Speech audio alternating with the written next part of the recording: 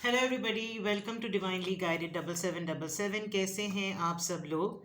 मैं आ गई हूँ एक और फ्रेश रीडिंग के साथ और आज की रीडिंग होगी जनाब, आपके पर्सन आपसे क्या कहना चाहते हैं, what do they want to say. और जो भी वो कहना चाहते हैं उसको मैं क्लैरिफाई करूँगी कि वो टैरो कार्ड के थ्रू क्लैरिफाई करूँगी कि वो ये बात जो भी चैनल मैसेज में इस वक्त आ रही है, जो वो आपको अभी इन मैसेजेस के थ्रू पता चलेंगी, वो ये आपको क्यों कहना चाहते हैं, उसके बैकग्राउंड में क्या स्टोरी है, क्या वजह है। ठीक है, रिगार्डलेस आप दोनों के दरमियान जो भी सिचुएशन है, ये रीडिंग सबके लिए ओपन है। इसके लिए बहुत ज़रूरी है कि आपका किसी न किसी के साथ एक रिलेशनशिप रहा हो या चल रहा हो। ठीक है, आप अपने माइंड में रख के किसी पर्सन को ये रीडिंग देखना चाहते हैं तो भी ये बिल्कुल ठीक है, और ये टाइमलेस होगी। अगर आपके सामने जैसे ही ये पॉपअप हो तो समझ जाइएगा कि ये मैसेज आपके लिए ही है। जो लोग रेगुलर फॉलो करते हैं उनके लिए तो डेफिनेटली ये है ही। ठीक है, और ये कलेक्टिव रीडिंग होगी तो आपने इसकी बेसिस पर फाइनल डिसीजन बनाना नहीं है। जिस तरह की भी मैसेजेस आएँ, क्योंकि डेफिनेटली हम चैनल मैसेजेस आपके पर्सन के देख रहे हैं, तो आपने किसी कंक्लूजन पे नहीं पहुंचना, क्योंकि ये जनरल रीडिंग है। आपने अपनी प्राइवेट रीडिंग करवानी है और आपने जब कोई डिसीजन मेकिंग करनी हो तो आप प्राइवेट रीडिंग लीजिए। डिस्क्रिप्शन बॉक्स में मेरा नंबर मौजूद है, साथ में दूसरे चैनल का लिंक भी है। तो देखते हैं जनाब, दोनों ही चैनल्स पर आप रीडिंग देख सकते हैं, दोनों ही चैनल्स के थ्रू आप प्राइवेट रीडिंग ले सकते हैं। कॉन्टैक्ट नंबर एक ही है। तो without any further delay let's see के what do they want to say. आपके पर्सन की तरफ से क्या चैनल मैसेजेस हैं, आपके पर्सन आपसे क्या कहना चाहते हैं। I am becoming a better person. Okay, अच्छा बच्चा बनने की कोशिश कर रहे हैं। ठीक है, I want to tell you how I feel. Communication gap लग रहा है या आप इनसे नाराज लग रहे हैं। I burn myself in work to forget you. Yes, कुछ कुछ एक्स वाइब्स आ रही हैं। वाइफ्स नहीं, वाइब्स, बीवियाँ नहीं आ रही। अच्छा जनाब, एक तो बड़ा मुश्किल से ये कार्ड आया है और ये कार्ड आया है। ठीक है, channel messages from your person. I am afraid to contact you. क्यों भाई, आपने भूतिया मास्क लगा रखा है, डरते हैं आपसे ये आपको कांटेक्ट करते हुए। इसका मतलब कि ये तीन कार्ड्स भी आ गए थे। I knew exactly what I was doing. On purpose किया है इन्होंने जो भी किया है। My life is not as together as it seem. बिखरी हुई है मेरी जिंदगी। आई वॉन्ट यू, मुझे तुम चाहिए हो। ठीक है, लास्ट कार्ड ले लेते हैं और फिर इनको क्लैरिफाई करेंगे। मैं आपके लिए इन मैसेजेस को प्रॉपरली रीड भी करूँगी। ठीक है, channel messages, what do they want to say? I regret lying to you. Okay, I look for you everywhere. ओरे बाबा, ओरी बाबा, ओरी बाबा। अच्छा जनाब, सेंटी बहुत ज़्यादा हुए हुए हैं, बहुत ही ज़्यादा। आपके पर्सन आपसे क्या कहना चाहते हैं, उनकी तरफ से channel messages, what do they want to say. मैं कोशिश कर रहा हूँ, मैं अच्छा इंसान बनने की कोशिश कर रहा हूँ, मैं अच्छा इंसान बन गया हूँ। मुझे तुम्हें वो सब कुछ बताना है जो मैं महसूस कर रहा हूँ। मैंने काम में अपने आप को डुबो दिया है, दफना दिया है, इतना काम करना शुरू कर दिया है कि मैं भूल जाऊं किसी तरीके से तुमको, मुझे तुम याद ही ना आओ। लेकिन इतनी ज़्यादा याद आती है, इतनी तड़प उठती है, इतना दिल चाहता है, लेकिन मुझे तुमको कांटेक्ट करते हुए, तुमको रुजू करते हुए मुझे तुमसे बहुत डर लगता है। मुझे बहुत खौफ आता है कि मैं किस तरह से तुमसे कांटेक्ट करूं, तुम्हें अपनी तरफ रुजू कराऊं।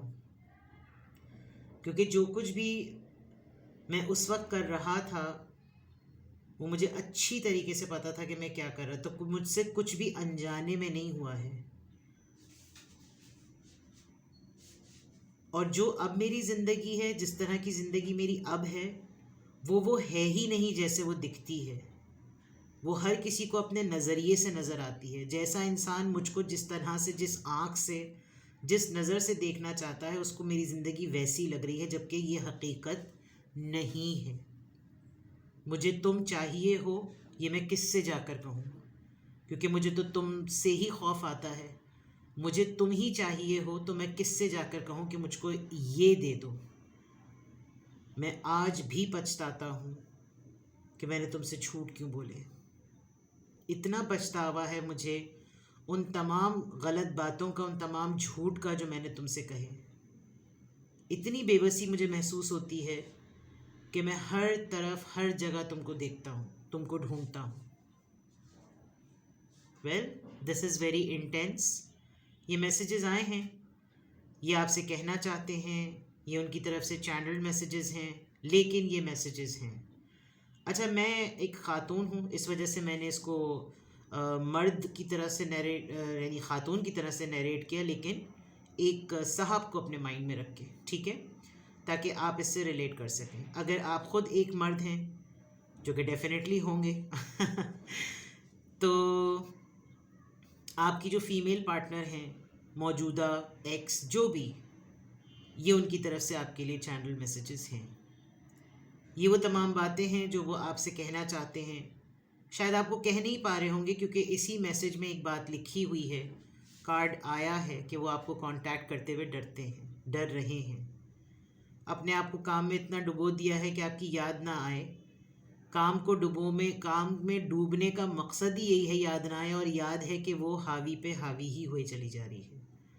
कुछ झूठ बोले होंगे इन्होंने आपसे, यकीनन वो तमाम झूठ इनको पछतावे में और ज़्यादा इनको मलामत करते हैं, इनके ज़मीर को मलामत करते हैं, जिस पे अपने आप को और ज़्यादा कोसते होंगे। क्योंकि अगर इससे आप दोनों अलग हो गए उन तमाम गलत बातों से और झूठ से, उन गलत बयानियों से जिनसे आज आप दोनों एक साथ नहीं हैं, तो इसका पछतावा शायद इनको सबसे ज़्यादा ही हो रहा है। ठीक है, अब इनको हम बाकायदा तौर पे क्लैरिफाई करते हैं टैरो डेक से कि आपके पर्सन की तरफ से अगर ये चैनल मैसेजेस आए हैं तो इनके पीछे क्या हिस्ट्री है। अगर ये अपने आप को एक बेहतर इंसान बना रहे हैं और बनाने के प्रोसीजर में हैं, तो क्यों ज़रूरत पड़ रही है इनको एक बेटर पर्सन बनने की। हिम्मत। रिलेशनशिप में और पार्टनरशिप में बहुत ज़रूरी होता है कि आपका पार्टनर अनऑफिशियली या ऑफिशियली आपके लिए स्टैंड ले, उसके अंदर वो उसकी स्ट्रेंथ मानी जाती है। ये एक बेहतर इंसान इसलिए बनने की कोशिश कर रहे हैं जो आपको कह रहे हैं क्योंकि आपने इनका बहुत मकामात पर इनका साथ दिया होगा, इनके लिए स्टैंड लिया होगा, लेकिन इन्होंने आपके लिए स्टैंड नहीं लिया। तो अब ये वो स्ट्रेंथ उसको, उसकी महरूमी को ना ये महसूस करते हैं, और बहुत बड़ा नाम होगा इनका, ये बहुत तोप चीज़ होंगे, लेकिन उसके बावजूद आप बहुत ही मामूली से इंसान होने पर भी आपने इनका बहुत स्टैंड लिया होगा, जिसकी वजह से अब इनको अंदाज़ा होता है कि मुझे एक बेहतर इंसान बनना चाहिए। जिस वक्त वो मेरा साथ दे रही थी शायद उस वक्त मैं एक बेहतर इंसान नहीं था। I want to tell you how I feel. क्यों ये बात आई है। 3 ऑफ पेंटिकल्स। ये ढूंढ रहे हैं कोई म्यूचुअल फ्रेंड जिसके थ्रू आप तक ये खबर, ये इत्तला पहुंच जाए कि ये कैसा फील कर रहे हैं। ये कोई म्यूचुअल फ्रेंड को आपके ढूंढ रहे हैं जिससे आप तक इनकी खबरें पहुंच जाएं। 3 ऑफ पेंटिकल्स है। I bury myself in work to forget you. Queen of pentacles.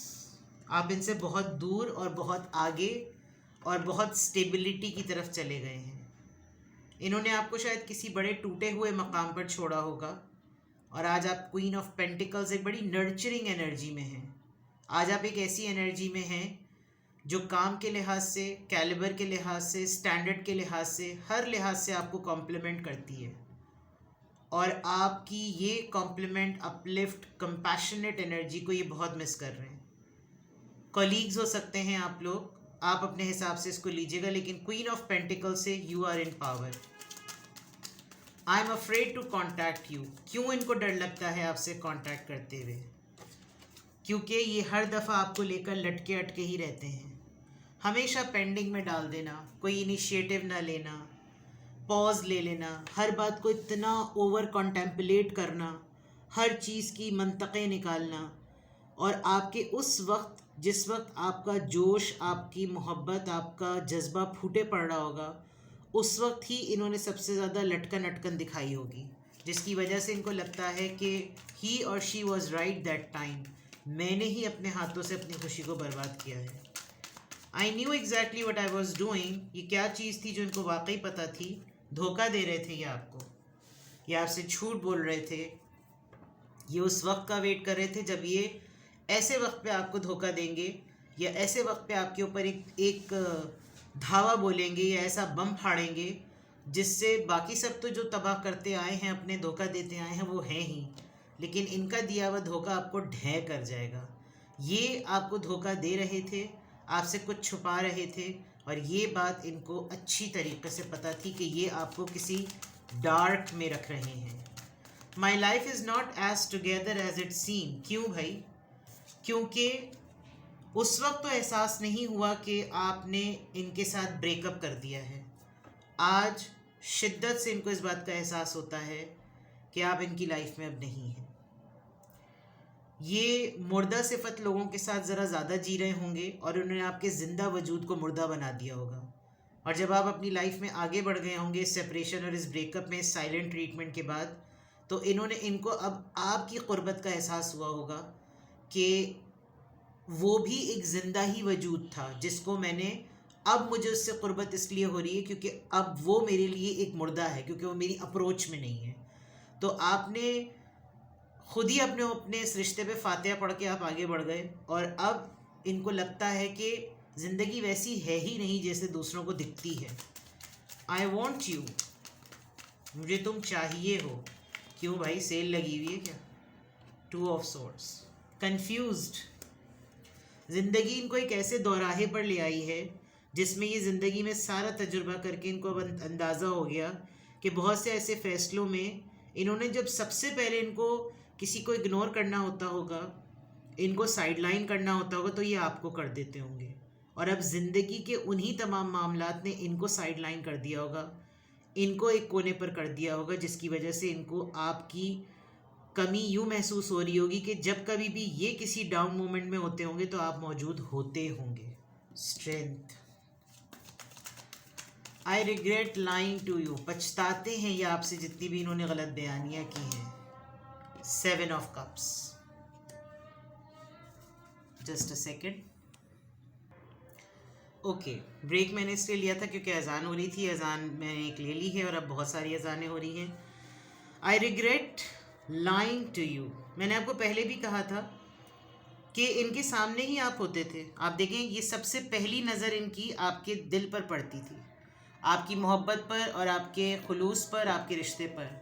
लेकिन यही चीज़ इनके लिए आपका इनका सबसे ईजी टारगेट होता है। देखिए कैसे वॉक अवे कर रहे हैं, और ये सारे ऑप्शंस, यानी वो भी ऑप्शंस जो कि बुरे थे, वो ऑप्शंस जो नेगेटिव थे, वो ऑप्शंस जो ड्रैगन बेस थे, टॉक्सिक थे, इन्होंने उन तक को प्रायोरिटी दी। और सबसे पहले जो ये कॉर्नर करते थे, टारगेट करते थे, छोड़ देते थे, पहले ही साइडलाइन करते थे, वो आपको करते थे।